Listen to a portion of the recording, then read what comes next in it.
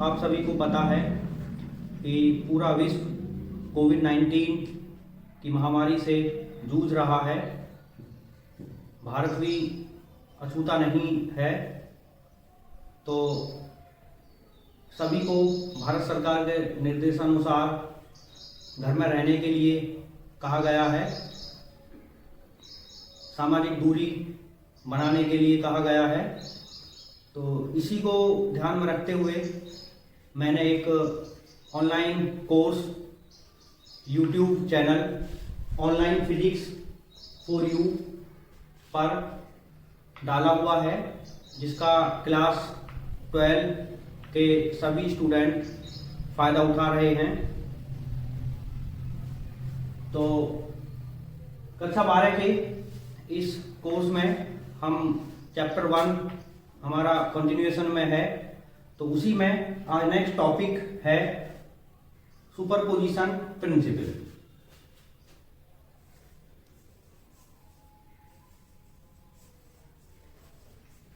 Superposition principle, अध्यारोपण का सिद्धांत।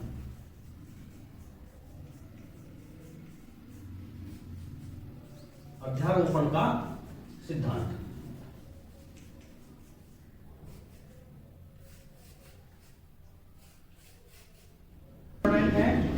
अध्यारोपण के सिद्धांत के 2 पॉइंट्स हैं। इसमें पहला पॉइंट है दो आवेशों के बीच बल, दो आवेशों के बीच वैद्युत बल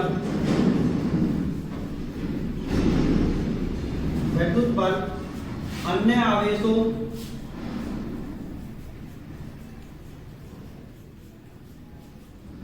आवेशों की उपस्थिति से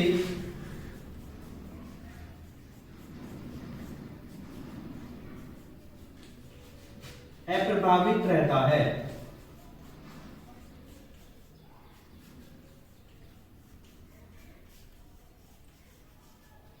अप्रभावित रहता है। इसका अर्थ ये है कि मान लीजिए मेरे पास 2 चार्जेज हैं Q1 और Q2।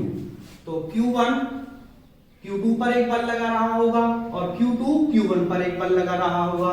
तो इन दोनों के बीच एक बल होगा, उसका कुछ मान होगा। तो यदि यहाँ पर ये तीसरा चार्ज और आ जाए या और बहुत सारे आवेश यहाँ आ जाएं, तो इन दोनों के बीच जो पहले बल लग रहा था वही बल रहेगा, उस बल पर कोई फर्क नहीं पड़ेगा, वो अप्रभावित रहेगा।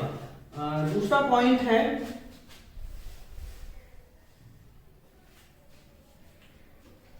किसी एक आवेश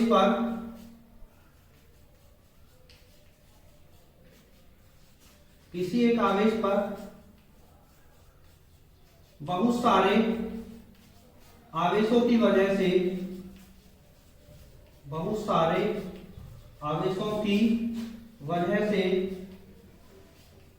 बल, नेट बल उन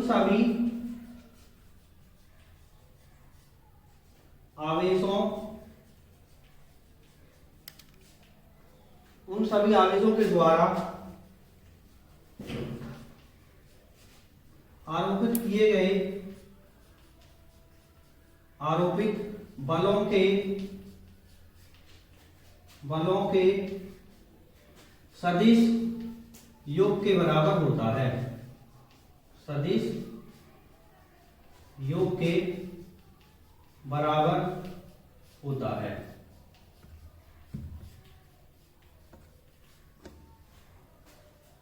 मान लीजिए कोई एक आवेश है और उस पर बहुत सारे आवेश मिलकर बल लगा रहे हैं। तो उस एक आवेश पर बहुत सारे आवेशों द्वारा लगाए गए बलों के वेक्टर सम सदिश बलों के वेक्टर योग के बराबर होता है।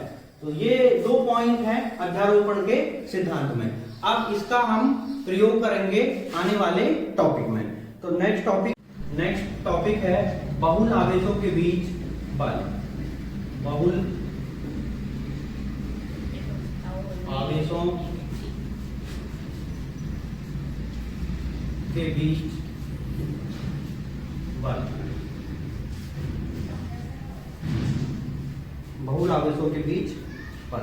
तो अभी सुपरपोजिशन प्रिंसिपल हमने पढ़ा है, तो उसका ये अनुप्रयोग है बहुल आवेशों के बीच बल। तो इसके लिए मैं एक आवेश लेता हूं Q1, ये आवेश है Q1 और यहाँ बहुत सारे और आवेश रखे हुए हैं, इसको मैं लिखता हूं Q0 और ये Q1, Q2, Q3 and so on, बहुत सारे आवेश इसके आसपास रखे हुए हैं। मान लीजिए n आवेश रखे हुए हैं, तो ये n आवेश इस Q0 आवेश पर बल लगाएंगे। तो अध्यारोपण के सिद्धांत के अनुसार इस पर कुल बल, इस Q0 आवेश पर कुल बल इन सभी आवेशों द्वारा लगाए गए बलों के सदिश योग के बराबर होगा। तो आइए इस पर कुल बल का मान कैलकुलेट करते हैं। तो इससे इसकी दूरी Q0 से और R1 की जो दूरी है, मैं एक वेक्टर रूप में इसको लिख रहा हूं। ये एक वेक्टर है, दूरी है, एक वेक्टर है, विस्थापन सदिश मैं लिख रहा हूं। तो इसको मैं लिख रहा हूं 0 से 1 तक, 0 से 1 की तरफ, 0 से 1 की तरफ वेक्टर। इसी तरह से एक ये वेक्टर है जिसका परिमाण है R02 और इसी तरह से ये R03, ये एक वेक्टर, ये भी एक वेक्टर एंड सो ऑन। तब आवेश Q1 द्वारा Q0 पर लगाया गया बल, आवेश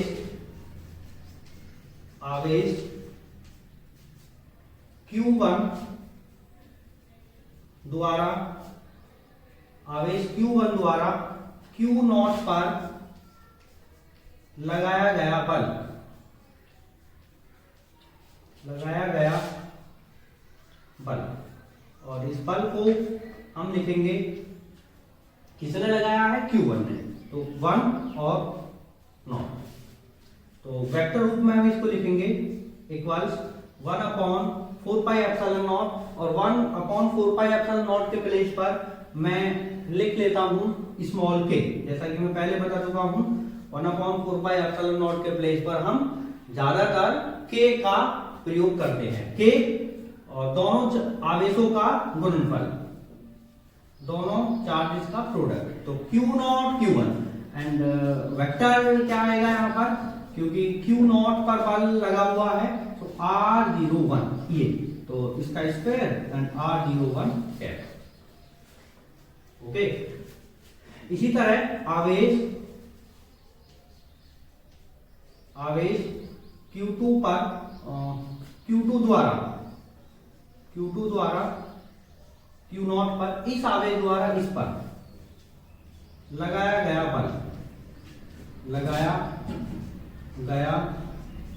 बल, तो इस बल का मान F20 इक्वल्स वही K Q2 upon R02 square and R02 cap.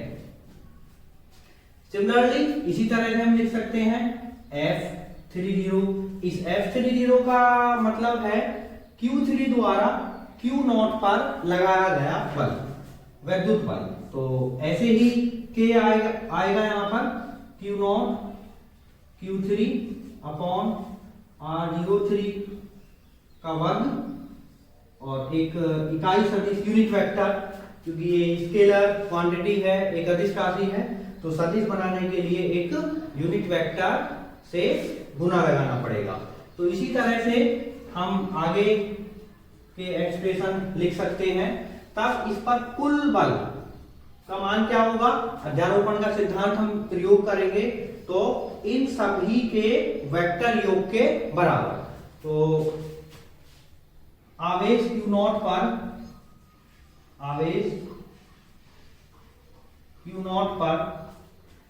कुल बल F बराबर F इक्वल्स किसके इक्वल होगा, इन सभी बलों के वेक्टर योग के। तो मैं वेक्टर योग यहां करूंगा। तो पहला है F10 vector F10, F20 vector है, वेक्टर योग हमें करना है 30 plus and so on up to n terms. और लास्ट टर्म यदि लिखना चाहें तो क्योंकि n आवेश हैं, ये n आवेश हैं, तो लास्ट टर्म होगा Fn0। तो अब इनके मान में रखूंगा F इक्वल्स F10 का मान देखिए यहां लिखा हुआ है K Q0 Q1 upon R01 square R01। इसी तरह से आप F20 का मान भी आप बोर्ड पर देख सकते हैं, ये लिखा हुआ है। तो इसको मैं लिखूंगा K Q0 Q2 upon R02 square R02 cap plus अब मान लिखूंगा मैं F30, ये लिखा हुआ है बोर्ड पर, ये K Q0 Q3 upon R03 square R03 cap unit vector and plus ये plus and so on up to n terms, तो F इक्वल्स अब देखना इन सभी में क्या कॉमन है, K सभी में उपस्थित है और Q0 सभी में उपस्थित है, तो इनको मैं कॉमन लूंगा K Q0 एंड ब्रैकेट। तो यहां क्या बचा, K Q0 बाहर लिख लिया, Q1 okay Q1 upon R01 square R01 cap plus K Q0 बाहर लिखा है हमने पहले ही, Q2 upon R02 square R02 cap plus फिर से K Q0 आउट लिखा है, बाहर लिया हुआ ब्रैकेट से R03 square R03 cap and plus up to so n पर होगा। F इक्वल्स K Q0 और इसको हम समेशन फॉर्म में लिख सकते हैं। तो समेशन और कहां से स्टार्ट होगा, I के लिए लिख रहा हूं समेशन I 1 to n, क्योंकि हमारे पास n टर्म्स हैं, तो summation I equals 1 to n। तो तब क्या लिखूंगा, 1 के प्लेस पर यहां 1 2 3, तो QI upon R0I square R0I cap. तो ये होगा एक आवेश पर बहुल आवेशों द्वारा बल। तो ये है बल के लिए। तो नेक्स्ट टॉपिक है वैद्युत क्षेत्र और इलेक्ट्रिक फील्ड।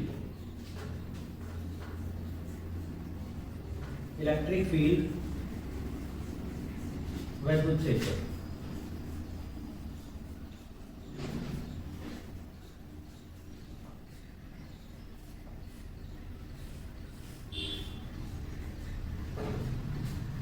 तो यहां पर इसको समझने के लिए पहले मैंने एक आवेश लिया Q, कैपिटल Q आवेश है ये।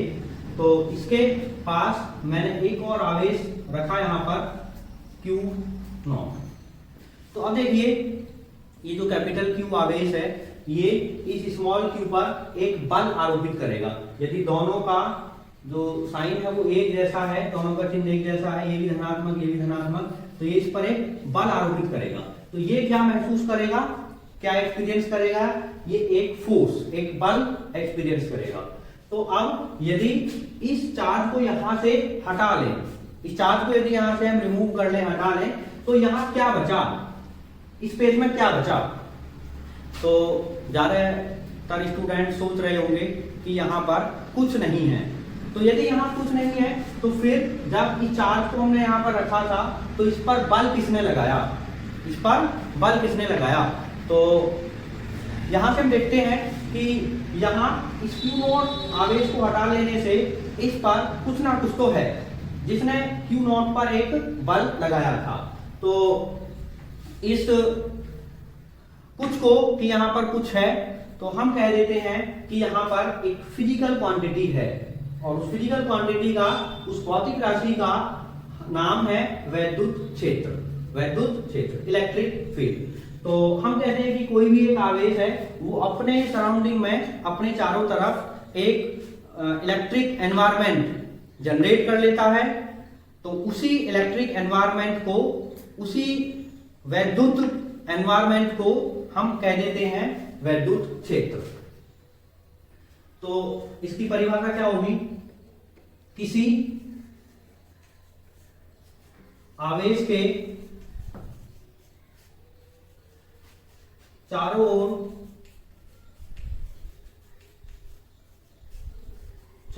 का वह क्षेत्र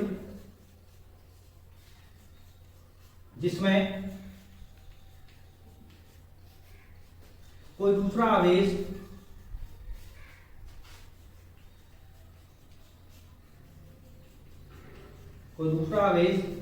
एक बल का अनुभव करता है, एक बल का अनुभव करता है। तो उस क्षेत्र को क्या कहेंगे? वैद्युत क्षेत्र कहलाता है। वैद्युत क्षेत्र कहलाता है।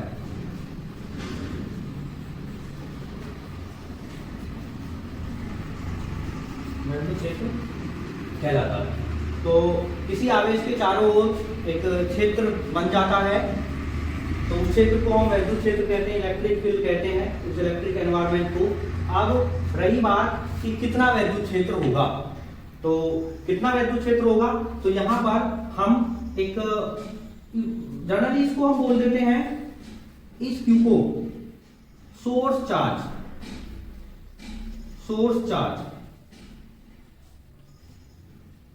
स्रोत आवेश,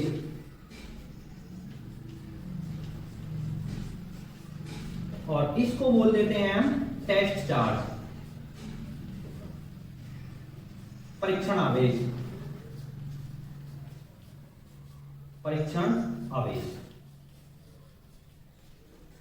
तो वही आते हैं कि इस पर कितना वैद्युत क्षेत्र का मान यहां पर होगा। तो यहां उस मान को देखने के लिए हम इसको मान लेते हैं, परीक्षण आवेश को,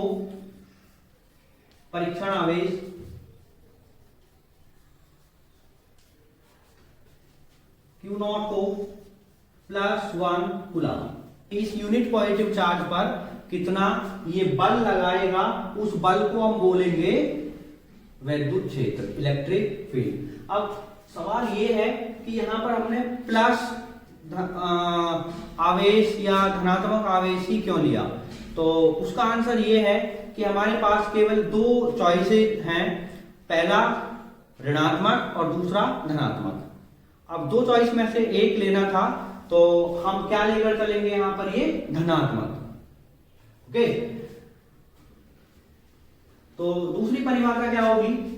एकांक धनावेश, यूनिट पॉजिटिव चार्ज, एकांक धनावेश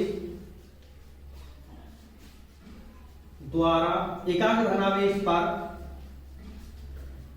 स्रोत आवेश द्वारा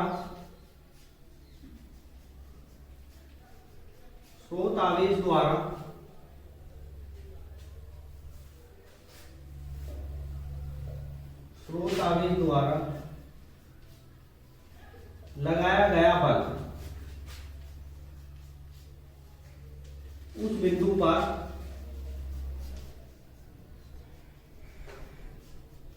बिंदु पर वैद्युत क्षेत्र कहलाता है। वैद्युत क्षेत्र कहलाता है।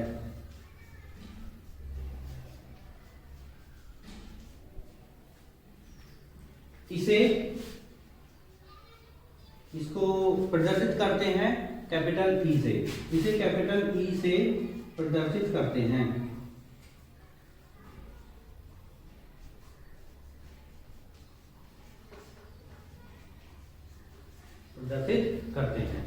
तो जब ये +1 कूलम होगा तो इस पर बल लगाएगा, उसी को बोलेंगे हम इस बिंदु पर वैद्युत क्षेत्र।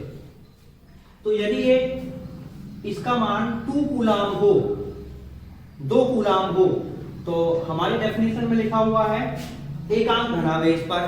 तो यदि यहाँ 2 धनावेश कूलाम चार्ज है प्लस 2 कूलाम चार्ज है, तो तब एक के लिए क्या करेंगे, हम 2 से भाग करेंगे। यदि यहाँ पर 3 कूलाम है तो 3 से भाग करना होगा, 4 है तो 4 से भाग करना होगा, 10 कूलाम है तो 10 से भाग करना होगा। भाग क्यों करेंगे, 1 कूलाम पर बल ढूंढने के लिए।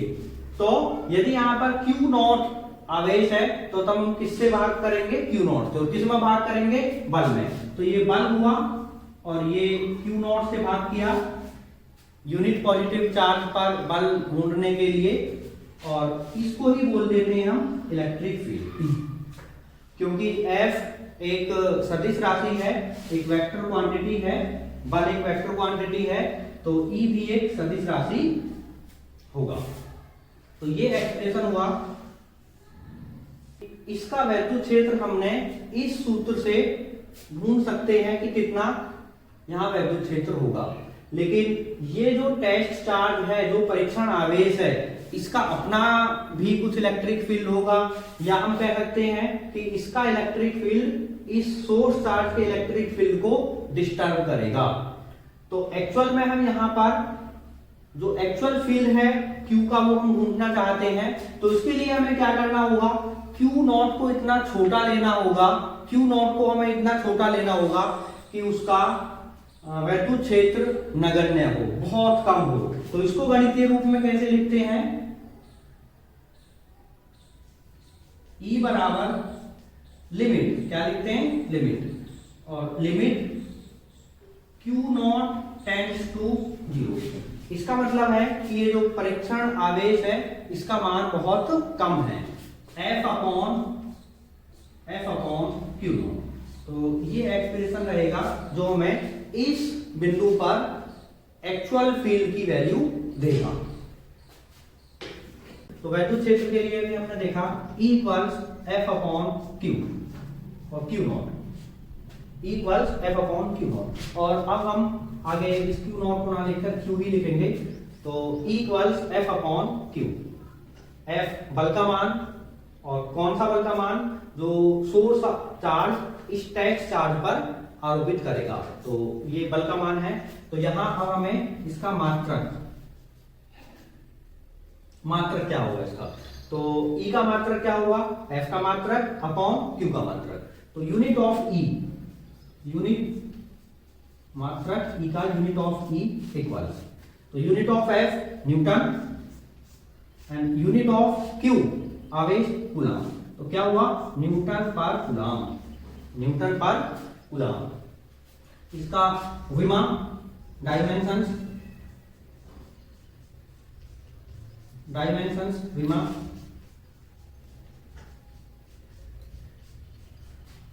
तो E की विमा क्या होगी, E की विमा क्या होगी, F की विमा अपॉन Q की विमा। तो F की विमा होती है, आप जानते हो कक्षा 11 में सब पढ़कर आ रहे हो, तो F की विमा होती है MLT - 2, MLT - 2 divided by Q की विमा, Q की विमा होती है A × T।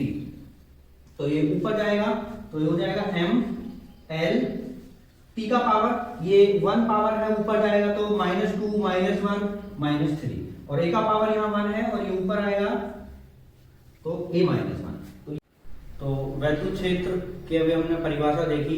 इस परिभाषा का प्रयोग हम करेंगे किसी बिंदु आवेश के कारण वैद्युत क्षेत्र ज्ञात करने के लिए, electric field due to a point charge.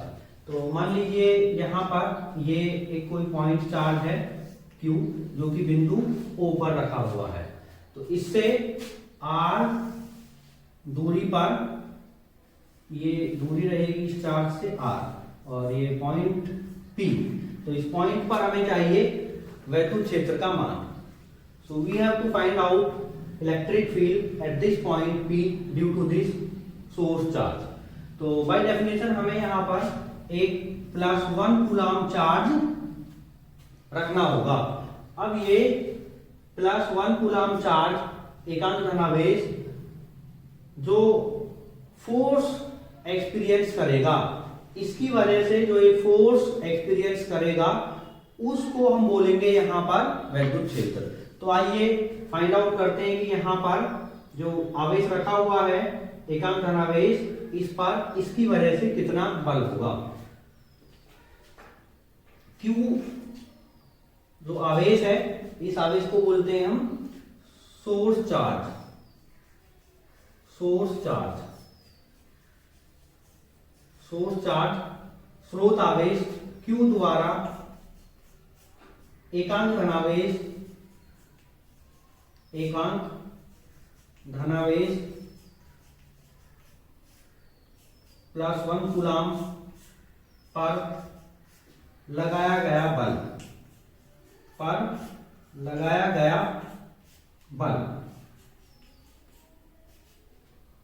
कितना बल होगा ये?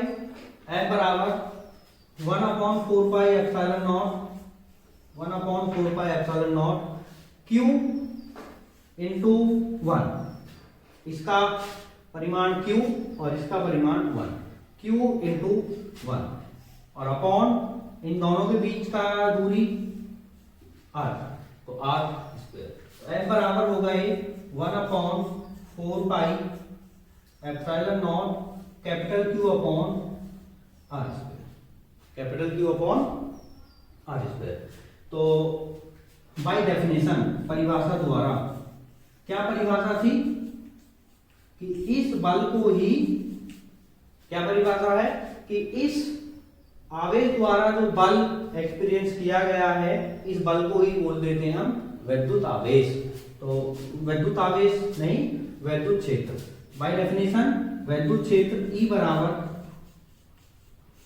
वैद्युत क्षेत्र E बराबर 1/4 pi epsilon not capital Q upon R square. तो ये होगा वैद्युत क्षेत्र के लिए एक्सप्रेशन।